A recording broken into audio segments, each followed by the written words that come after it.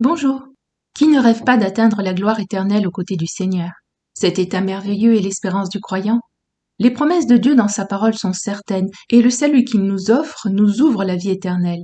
Mais avons-nous toujours bien conscience de ce que cela réclame pour parvenir à la gloire perpétuelle? Lisons d'abord quelques versets à ce sujet. Colossiens 1, verset 27. À qui Dieu a voulu faire connaître quelle est la glorieuse richesse de ce mystère parmi les païens, savoir Christ en vous, l'espérance de la gloire. 1 Pierre 5, verset 1. Voici les exhortations que j'adresse aux anciens qui sont parmi vous, moi, ancien comme eux, témoins des souffrances de Christ et participants de la gloire qui doit être manifestée. Et verset 10.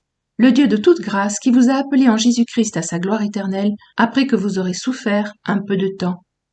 Prenons l'exemple de l'apôtre Paul. Il est sauvé, il n'y a pas de doute. Cependant, il désire ardemment plus. Il veut obtenir la gloire céleste. De quoi s'agit-il au juste? Quelle est cette gloire?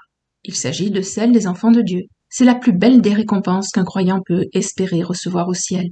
D'une part, la gloire de Dieu va rayonner sur nous, et nous allons refléter sa gloire aux yeux de tout l'univers. Quel honneur pour les rachetés d'être appelés enfants de Dieu, d'être reconnus comme les fils du Dieu vivant, d'avoir pour frère aîné Jésus, le Fils unique au sens qu'il n'y en a qu'un comme lui, celui dont il est dit en 1 Jean 24, « Et la parole a été faite chair, et elle a habité parmi nous, pleine de grâce et de vérité. Et nous avons contemplé sa gloire, une gloire comme la gloire du Fils unique venu du Père. » Comme les juges qui entourent le juge principal dans une cour de justice, nous serons proches de Dieu et partagerons sa dignité et son autorité. D'autre part, il s'agit aussi de la gloire que nous aurons en tant qu'épouses de Christ. Tous ensemble, les croyants fidèles à Dieu seront élevés devant tout l'univers au rang le plus glorieux après Christ, comme étant sa bien-aimée, celle pour qui il a quitté son ciel de gloire, accepté une vie humble, le rejet, la souffrance et finalement donné sa vie. Nous partagerons donc l'honneur et la gloire qui reposent sur notre divin époux. Mais sa promesse est attachée à notre fidélité.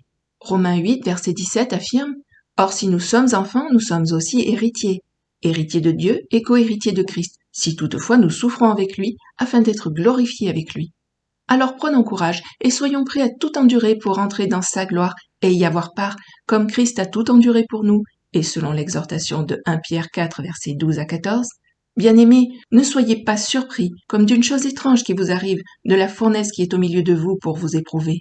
Réjouissez-vous, au contraire, de la part que vous avez aux souffrances de Christ, afin que vous soyez aussi dans la joie et dans l'allégresse lorsque sa gloire apparaîtra. Si vous êtes outragés pour le nom de Christ, vous êtes heureux, parce que l'Esprit de gloire, l'Esprit de Dieu, repose sur vous. Aide-moi, Seigneur, par ton Esprit, à faire de ma vie l'expression de mon amour pour toi, comme tu m'as aimé, un amour fidèle, sincère et véritable.